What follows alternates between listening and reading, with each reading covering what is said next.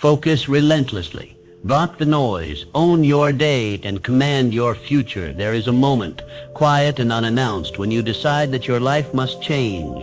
It doesn't roar like a lion or flash like lightning.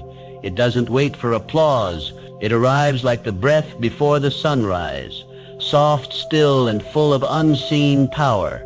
In that stillness, something stirs, not the world outside, but something within you. This is the beginning. Every powerful journey starts with a whisper, not a war cry. The real transformation begins long before the world can see it. It starts when you turn inward, when you sit with the quiet and ask yourself, who am I becoming? You may not have the full answer yet, but the question itself opens a door, and walking through it is the first act of self-discipline. You don't need to shout your intentions to the world. You don't need permission. What you need is stillness, a pause long enough to listen to the truth rising inside you. Not the noise of old doubts, not the echo of failure, but the honest, trembling voice that whispers, you were made for more. You see, self-discipline isn't born from force. It's born from a calm and unwavering decision, a commitment made quietly but deeply. It's the art of choosing long-term peace over short-term comfort. It's the strength to stay steady when everything inside you wants to escape the discomfort of growth. In this beginning, nothing feels dramatic. You wake up a little earlier. You sit with your thoughts instead of reaching for distraction. You take one action, not grand but consistent, and in doing so, you begin to reshape your relationship with yourself. The truth is, most people wait for the perfect time to start. They wait for motivation to strike like lightning. But you learn to move in the quiet. You learn to create your own spark. Because the day you decide to rise doesn't look different, but you feel different. You start treating your time like something sacred. You begin to honor your promises to yourself, even if no one's watching, especially when no one's watching. That is the foundation of self-discipline. Doing the right thing in the absence of praise, returning to your path even when it feels slow, trusting that the small, steady steps you take today are planting seeds your future self will thank you for. And those seeds, they don't grow in noise. They grow in silence, in still water, in patience. They grow when you choose to sit with discomfort rather than run from it. When you choose to be present rather than distracted. When you choose to begin again and again no matter how many times you've fallen before. This chapter of your life doesn't ask you to conquer the world. It asks you to return to yourself, to listen deep, to begin not with a sprint but with a breath. Because when you are still, truly still, you begin to hear your own strength. You start to notice the places where you've held yourself back. And more importantly, you see the possibilities you've ignored. The journey ahead is long. It will ask everything of you. But for now, all it asks is that you begin, that you acknowledge the quiet courage it takes to say, I want more, and I will build it. So you sit with that feeling. You don't rush to fix or prove. You simply stay. You breathe, you prepare, and in that preparation, you begin to rise, not loudly, but unshakably. The world won't see your transformation yet, but you will feel it, like the first crack of light on the edge of a dark horizon, like the still lake that begins to ripple with the breeze of a coming change. Something deep inside you whispers, this is it, this is the moment, not because everything has changed, but because you have decided to. And so with stillness in your breath and strength in your choice, you rise, not with noise, but with quiet power. Before we go deeper, ask yourself, who else in your life needs this kind of clarity and calm power? Share this now, and if you're walking this journey with me, hit subscribe so you never have to walk it alone again. Your mind is the landscape where every decision takes root, where doubt is planted and where discipline can grow. It can be a fortress, or it can be a battlefield, and whether it protects you or consumes you is a matter of what you allow in and what you choose to reinforce every day. Every thought you think lays a brick. Some bricks are solid, built on truth, self-belief, resilience. Others are fragile, shaped by fear, insecurity, comparison, and without noticing, you're either building a shelter that can withstand life's storms or a fragile frame that collapses the moment pressure hits. You must become the architect of your inner world. That starts with awareness. You notice what you're feeding your mind, the voices you allow, the words you repeat, the stories you silently tell yourself. I'm not ready. I always mess things up. I'll never be as strong as they are. Each of these thoughts isn't just noise. It's a chisel carving the shape of your future. And the longer you repeat them, the deeper the grooves become, until doubt becomes your default. But here's the truth. You don't have to believe every thought that shows up. You can pause. You can question. You can choose to rebuild. Mental strength isn't gifted.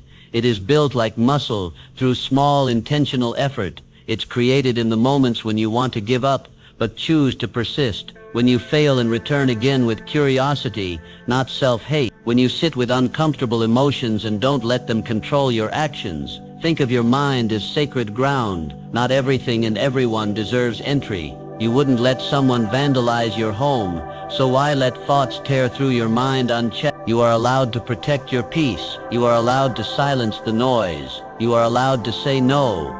Not just to people, but to thoughts that weaken you. One powerful way to begin is to rewrite the language of your inner dialogue. When I can't shows up, you replace it with I'm learning. When this is too hard surfaces, you answer with this is how I grow. These subtle shifts are not lies. They are choices. And every time you choose the stronger thought, you lay another brick in your fortress. There will be days when your mind feels like the enemy, when old wounds rise, when insecurities scream louder than wisdom. That is not a failure. That is a call to return to your breath, to your truth, to the practices that center you. Because building your mental fortress isn't about creating a mind free of pain. It's about building a mind strong enough to hold pain without collapsing. This is where discipline re-enters. You train your mind the way you train your body, not with bursts of intensity, but with daily repetition. Reading that uplifts, conversations that challenge, journaling that clears, stillness that restores.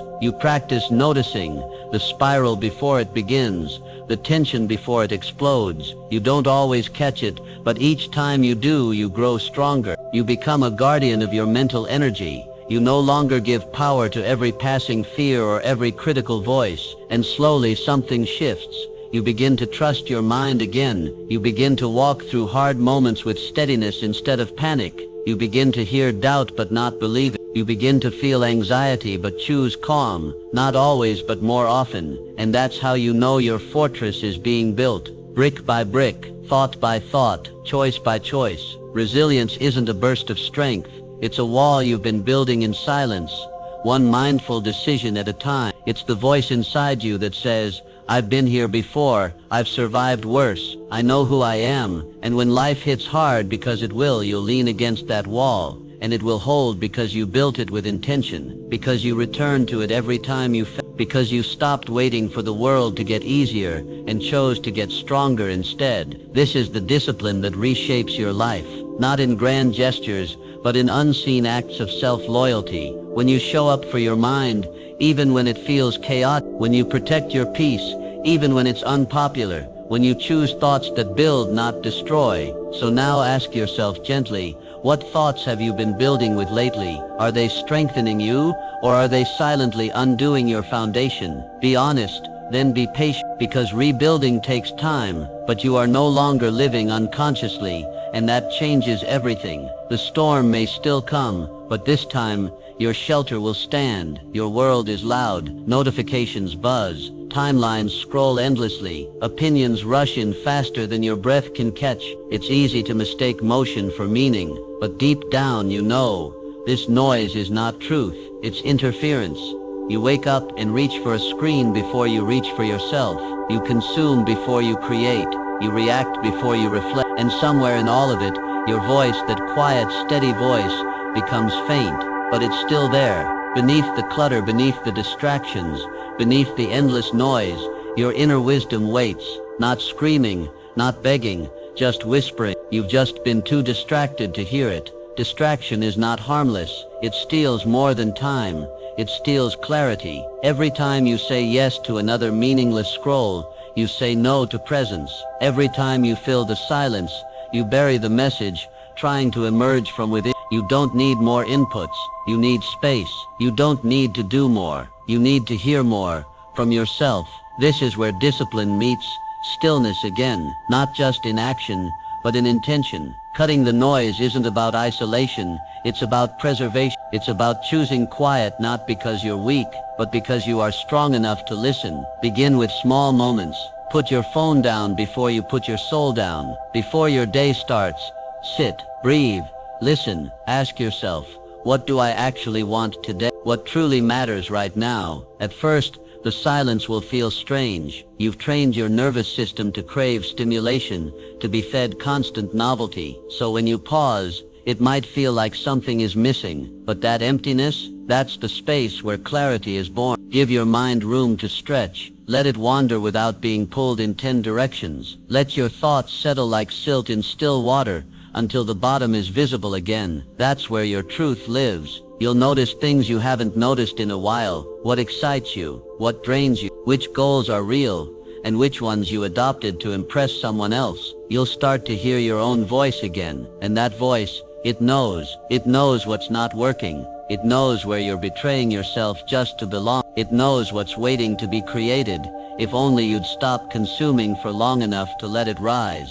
Noise doesn't just come from the outside. Sometimes it lives in your own thoughts. The loop of fear, the echo of criticism, the weight of unspoken expectation. Cutting the noise means softening those too, not by fighting them, but by returning to the present, over and over again. You do this by creating intentional quiet, a morning routine without a screen, a walk without headphones, a journal with no filter, moments where nothing is required of you except honesty. The world will try to fill every silence for you, but silence is where breakthroughs are born. When you protect your inner quiet, you begin to build a life that reflects who you really are, not who you're told to be. And slowly, the noise begins to lose its grip. You realize you don't need to chase everything. You don't need to respond to every message or have an opinion on every trend. You don't need the constant stream to feel alive. You just need alignment, intention, clarity. Cutting the noise is an act of self-respect. It's how you reclaim your energy and begin to use it with purpose. Because once you hear yourself again, you begin to move with confidence,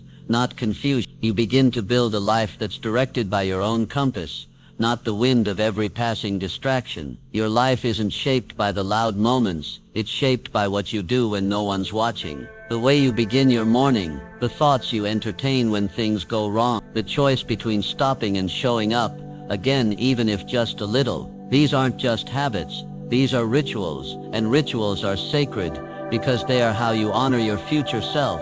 You are the architect of your days. Every routine you commit to is a blueprint, and if you don't draw that blueprint with intention, the world will do it for you.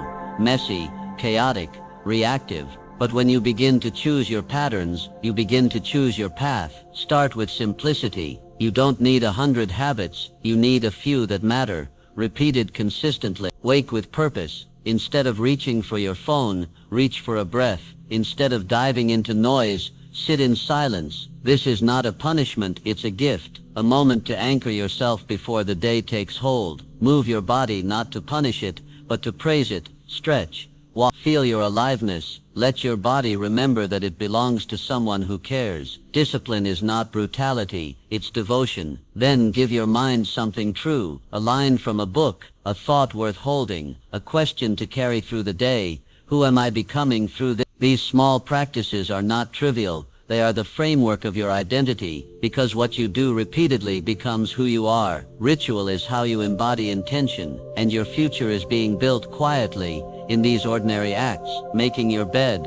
drinking water, saying no to distraction. These are not chores, they are declarations. They say, I am someone who respects their time, their space, their energy. Yes, some days you'll resist. You'll want to skip the walk, leave the dishes, hit snooze. That's not failure. That's the mind testing your commitment. And every time you show up anyway, even imperfectly, you cast a vote for the person you want to be. Let your rituals ground you in who you are becoming, not just what you're achieving. It's not about having a perfect routine, it's about having an intentional one that supports your goals, one that builds emotional resilience, one that reminds you, you are in control of how you rise. Because ritual is rhythm, and rhythm carries you when motivation doesn't. Motivation will fade, excitement will pass, but rhythm practiced discipline becomes your anchor. It moves with you through exhaustion, through doubt, through change. Let your day have markers, sacred pauses where you check in, a morning breath, a midday stretch, an evening moment of reflection, not just on what you did, but how you showed up. These rituals don't have to be elaborate, but they do have to be yours, personal, grounded, meaningful, because the way you structure your day is the way you shape your future. And when your rituals align with your values, you no longer have to force growth, you flow with it. This is how transformation becomes sustainable, not through intensity, but through consistency. You don't need to change your life overnight. You just need to commit to the small, powerful acts that reshape you from the inside out. Ritual is where discipline becomes identity, not something you force, but something you become. The kind of person who honors their time, who protects their peace, who shows up even when it's hard, because they've made a quiet promise to their future. You may not see the result right away. Rituals rarely offer immediate rewards, but over time, they stack, like stones in a wall, like stars in the sky. Suddenly, the life you've been longing for begins to take shape around you. It won't feel like a revolution.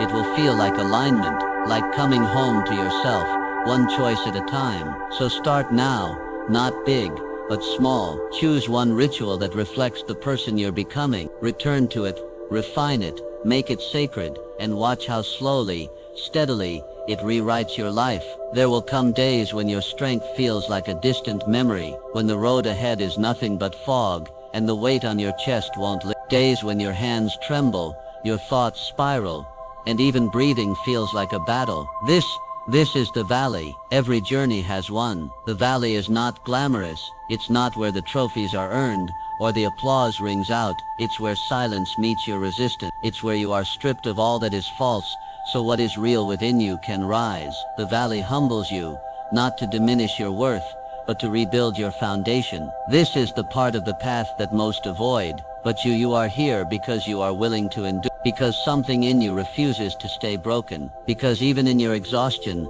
there is a whisper inside that says, keep going. The valley is not punishment, it is preparation. You may not feel strong right now, but that doesn't mean you aren't becoming stronger. Growth is rarely loud. It doesn't always arrive in lightning bolts or triumph. Sometimes it's the quiet act of standing back up again and again, of holding on when you'd rather let go. This is where your endurance is forged, not in perfect days, but in the imperfect ones. In the mornings when you rise despite the ache in your soul, in the nights when you choose to believe in the light, even while surrounded by darkness. You do not have to rush through this part. Let the valley teach you. Let it show you your limits, not so you can shrink, but so you can expand beyond them. Let it reveal your pain, not to drown you in it, but to purify your purpose. Let it test your resolve, not to break you but to refine your will. There is something sacred about struggle when it is faced with courage. The very pressure you feel is the friction that sculpts your character. Diamonds are not made in calm waters, mountains are not climbed in a day, and your soul, your incredible, enduring soul, is not strengthened by ease, but by perseverance. This moment is not asking you to be fearless, it is asking you to be faithful, to keep walking even with trembling knees, to trust that every step you take through this valley is carrying you somewhere higher, closer to the summit, closer to the version of yourself who does not give up. Even when you feel like nothing is changing, something is happening, quietly, deeply. The person you are becoming is being carved through these very trials. You are learning patience, you are practicing resilience, you are discovering how much fire exists in you when the world tries to blow you out. And one day, not so far from now, you'll look back and realize this valley didn't destroy you, it revealed you. It made you slow down long enough to listen to your inner voice. It showed you how to rely on your own strength instead of applause, comfort, or certainty. Endurance is not glamorous, but it is glorious. You don't have to see the peak today, you just need to trust the climb. The mountain is still waiting and it's waiting for you. One step, one breath, one moment at a time, you rise, not because it's easy, but because it's worth it. And when you reach that place, the first glimpse of light above the ridge, you'll understand why the valley had to come first. You'll realize the weight you carried became your strength. You'll see that your faith in the process built the future you didn't know was possible. So breathe, ground your feet, take the next small step, The valley is not forever, but what it teaches you, that will stay with you for life, because when you endure, you earn your ascent, and with each step forward, you're already becoming someone who is ready to rise. There is a quiet truth that the world rarely teaches you. What you resist in the name of freedom is often the very thing that sets you free. You chase ease, spontaneity, the open road without fences, believing that no schedule, no rules, no self-denial equals freedom. But you soon realize freedom without structure becomes chaos. It bleeds your energy, muddies your vision, and scatters your power. Real freedom is not the absence of boundaries, it is the presence of self-mastery. Discipline, though often misunderstood, is not a prison. It's a key that opens the locked doors inside you. It sharpens your instincts, it tames your distractions. It helps you say yes to the right things and no to the noise. Through discipline, you are no longer reactive, you become deliberate. Think of your mind like an untrained horse. Left alone, it runs wild, beautiful but aimless. Discipline is not the cage that traps it, but the gentle hand that teaches it to run toward purpose. With discipline, your energy stops leaking into temptations, anxieties, and endless scrolling. Instead, it flows into meaningful progress, focus, clarity. The truth is, discipline is not a punishment. It is a deep act of self-respect. You begin to rise earlier, not because it's trendy, but because the quiet hours help you connect with your highest self. You limit your distractions, not out of fear, but to protect your mental clarity. You show up even on days you don't feel like it, because your purpose deserves consistency. These aren't rules forced upon you. These are rituals born from love, love for your potential, your future, your becoming. Every time you choose discipline, you're choosing to align with your deeper self. You're saying, I believe in the life I am building. You're saying, I am not here to be ruled by my impulses. I am here to lead myself. And that self-leadership, that is freedom. The freedom to create instead of react. The freedom to build habits that serve you instead of being dragged by patterns that break you. The freedom to trust yourself deeply, truly, unwaveringly. Discipline may look like sacrifice on the surface, but look closer. It is the artist showing up to the canvas every day. It is the athlete sweating through quiet mornings while the world sleeps. It is you making small, consistent choices that seem invisible now but will become your wings later. The paradox is this: the more you commit to structure, the more your creativity flourishes. The more you respect time, the more time expands for you. The more you discipline your mind, the more peace you invite into it. Most people run from discipline because they associate it with shame, failure, or rigidity. But when you approach it with compassion, discipline becomes gentle. It becomes a soft boundary that says, I care too much about who I'm becoming to waste today. And here's what makes it powerful. You're not waiting for motivation. You're not chasing moods. You show up because that's who you are, not because it feels easy. Discipline is identity. Every time you follow through, you are rewriting the story you tell yourself. You are no longer the person who gives up, procrastinates, or doubts. You are the one who honors their word, even when no one's watching. And that kind of internal power, that's unshakable. Because when storms come, and they will, you'll have something deeper than motivation. You'll have a foundation. It is through the repetition of small daily disciplines that greatness is built, not in grand gestures, not in loud declarations, but in quiet, unwavering choices. You start nourishing your body, and it begins to carry you further. You start disciplining your thoughts, and your world slowly changes from the inside out. Discipline is not a finish line. It's not a one-time declaration. It's a daily recommit. It's waking up and deciding again and again to choose what serves your highest good. Yes, you will fall off sometimes. You will break your own rules. That's part of the path. But discipline is not perfection. It's the practice of returning to your why, returning to your power, returning to your peace. And every return strengthens you. Every return deepens your freedom. Because now you're not being controlled by the outside world. You're not being pulled in every direction by temptation, comparison, or urgency. You've built a home inside yourself, and discipline, steady, patient, loving, is what keeps that home standing. So next time it feels hard, next time it feels boring, next time you question why you're doing this, remember, this is your liberation. This is your rise. This is you choosing to live by design, not let others drift. You build.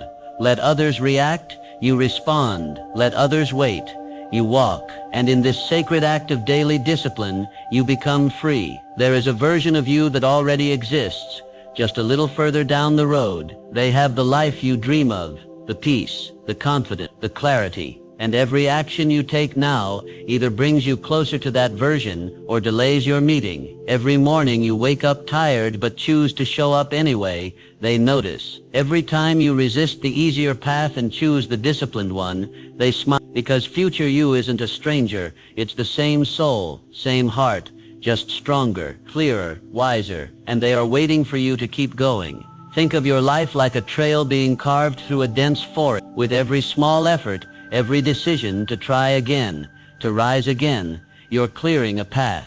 You're not just surviving the day, you're laying the foundation for something unshakable. You may not see results yet, but future you is already walking tall. You may not feel proud yet, but they already are. They carry the benefits of your discipline, your sacrifice, your perseverance. They have more freedom because you chose structure, more time because you managed yours wisely, more self-trust because you did what you said you would, even when it was hard. This is not about pressure, it's about purpose. You're not racing the clock, you're aligning with your own timeline. You're making decisions that future you will whisper thank you for. So when you're tempted to quit, pause. Imagine their eyes watching, not judging, just waiting. Waiting to see if you'll keep walking, because with every step forward, the gap between you and them narrows, and one day, they won't feel like future you anymore. They'll feel like home. The life you seek is already forming, shaped by your present focus, your quiet effort, your steady climb. But what happens when you finally meet that version of yourself and realize they're only the beginning of who you're becoming next? There is a quiet moment when everything shifts. It doesn't come with fireworks or applause. It comes when you sit alone, maybe tired, maybe uncertain, and you decide enough running, enough waiting, enough giving your time, your energy, your potential away to things that do not serve your future. That moment, right there, that is the day you take control, and you don't need to wait for a Monday, a new month, or some cosmic sign. This chapter of your life begins the instant you choose to show up for yourself, fully and without excuse. You've been through storms, some you walked into, some life threw at you, and maybe you've carried guilt like a second skin for the time you lost, the choices you didn't make, the promises to yourself you didn't keep. But listen closely. You are not the mistakes you've made. You are the decision you make next. The world is loud. It pulls at your attention, your emotions, your peace. And unless you consciously reclaim your focus, the world will own your time. You don't rise above chaos by controlling the world. You rise by mastering your inner rhythm. It begins with one decision. Today I lead myself. Taking control isn't about being perfect. It's about being present. It's not about never falling again. It's about rising faster, with more clarity, more self-respect each time. The first step, own your time. Look at your day like a garden. What are you planting? What weeds are stealing your sunlight? Scrolling, overthinking, pleasing everyone but yourself. Those things drain the soil of your future. Take 10 minutes and claim the first hour of your day. Wake up, breathe, write, move. Do something that feeds your mind before the world demands it. The second step, define your direction. Don't let the day dictate who you are. Let you dictate what the day becomes. Ask yourself, what matters most to me today? What would progress look like by sundown? Write it down. Keep it simple. 1 or 2 powerful moves. Not clarity isn't born in chaos. It grows when you decide what not to chase. The third step, say no. Unapologetically. Every yes to something meaningless is a no to something essential. You're not selfish for guarding your energy. You're wise. You've been drained before, and you know the cost. Taking control means choosing your peace over people-pleasing, your purpose over distraction. The fourth step, return to discipline, not punishment. Discipline. It's the self-respect of saying, I keep my word to myself. You brush your teeth every day, not because it's thrilling, but because the result compounds. Discipline is that daily brushing of the soul, tiny habits, repeated truthfully. Your future is not shaped in the extremes, it's carved in consistency. And when it gets hard, because it will, don't panic. Pause, feel the overwhelm, breathe into it. Then remember, you've already survived so much. This isn't about ability, it's about belief. If your body can stand up, your mind can stand with, and when your mind stands, the world moves differently. It's easy to feel powerless in a world that moves so fast. But here's the truth most people miss.